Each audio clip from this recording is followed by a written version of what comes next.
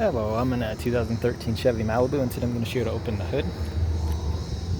So first, go right down here, and you should see a lever like this that you'll pull. You should feel a little resistance as you hear that pop. If you're having issues here, make sure this cable here is connected and a little bit tight. But now that we got that safety released, go up to the front. Should be a little loose now. Most vehicle models, there's a lever towards the middle here that you're going to find.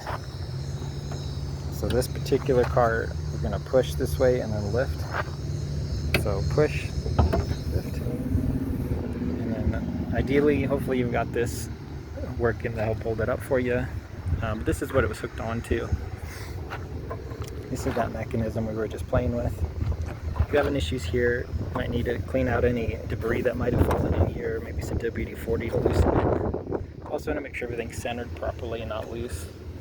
Same with your hood. If it's all centered properly, not bent, that could cause issues too if something's out of alignment.